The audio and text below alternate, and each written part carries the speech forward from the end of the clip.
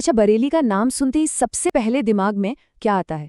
एक गाना, एक बाजार और एक खोया हुआ झुमका, है ना? लेकिन इस मशहूर पहचान के पीछे एक पूरा शहर है जिसकी अपनी ही एक कहानी है, एक अलग ही पहचान है। तो चलिए आज बरेली की उसी असली पहचान को जानते हैं। बॉलीवुड का ये गाना तो सबने सुना ही है। इस एक गाने ने बरेली के बाजारों को समझिए हमेशा के लिए इंडिया के कल्चरल मैप पर फेमस कर दिया। ये सिर्फ एक धुन नहीं रही, ये तो बरेली की पहचान का हिस्सा बन गई और न जाने कितने लोगों के मन में इस शहर को लेकर एक उत्सुकता जगा दी। तो सवाल तो यही उठता है ना, कि क्या बरेली की पूरी कहानी बस एक झुमके के इर्द गिर्द ही घूमती है, या फिर इसके बाजारों की गलियों में इतिहास, आध्यात्म और संस्कृति की कुछ गहरी जड़ें भी हैं। आज इसी सवाल का जवाब ढूंढते हैं मिलकर।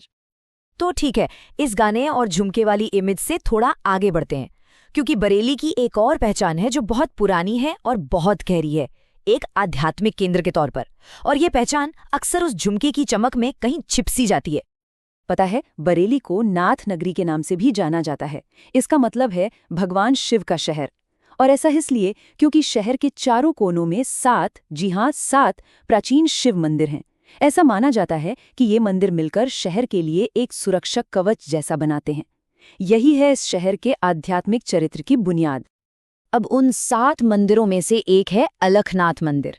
देखिए, ये सिर्फ एक पूजा की जगह नहीं है, ये नाथ संप्रदाय के जो नागा साधु होते हैं उनके लिए एक बहुत बड़ा सेंटर है। कहते हैं इसे सदियों पहले संत बाबा अलखनाथ ने स्थापित किया था और आज भी यहाँ वो स्पिरिचुअल वाइब महसूस होती है।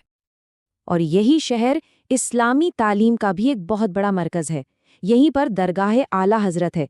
ये 19वीं सदी के एक बहुत बड़े आलिम इमाम अहमद रजा खान की दरगाह है और यहाँ सिर्फ इंडिया से ही नहीं बल्कि दुनिया भर से लोग आते हैं। ये एक बड़ा तीर्थ स्थल है। श्री त्रिवटी नाथ मंदिर की कहानी तो और भी दिलचस्प है, जो उन 7 नाथ मंदिरों में से एक है। लोक कथाओं के अनुसार यहीं पर 3 बरगद के पेड़ों के नीचे भगवान शिव ने एक चरवाहे को सपने में दर्शन दिए थे। सोचिए, इस जगह का ऐतिहासिक रहस्य कितना गहरा होगा। बरेली की गंगा जमुनी तहजीब की के बहुत ही खूबसूरत मिसाल है चन्ने मियाँ का लक्ष्मी नारायण मंदिर। इसे हिंदू प्रवासियों ने बनाया था, लेकिन जानते हैं इसके लिए आर्थिक मदद किसने दी? एक मुस्लिम सज्जन फजलुल रहमान ने, जिन्हें सब प्यार से चुन्ने मियाँ कहते थे। ये मंदिर आपसी सौहार्द की एक जीती जागती मिसाल है। तो हमने अध्यात्म और इतिहास की बात तो कर ली। अब जरा देखते हैं कि ये शहर अपने इस रिच पास्ट को आज के मॉडर्न फन के साथ कैसे बैलेंस करता है। बड़ा इंटरेस्टिंग मिक्स है यहाँ। यहाँ न 2 बिल्कुल अलग अलग दुनिया एक साथ देखने को मिलती हैं। एक तरफ है जाट रेजिमेंटल सेंटर, जहाँ इंडियन आर्मी का अनुशासन और गौरव है, एक पूरी मिलिट्री हेरिटेज है। और दूसरी तरफ है फन सिटी, मतलब पूरा धमाल, मस्ती, वाटर पार्क। तो एक तरफ सीरियस हिस्ट्री और दूसरी तरफ मॉडर्न एडवेंचर। यही तो है बरेली का कॉन्ट्रास्ट। अरे, और खाने की बात कैसे भूल सकते हैं। बरेली का स्वाद, वाह!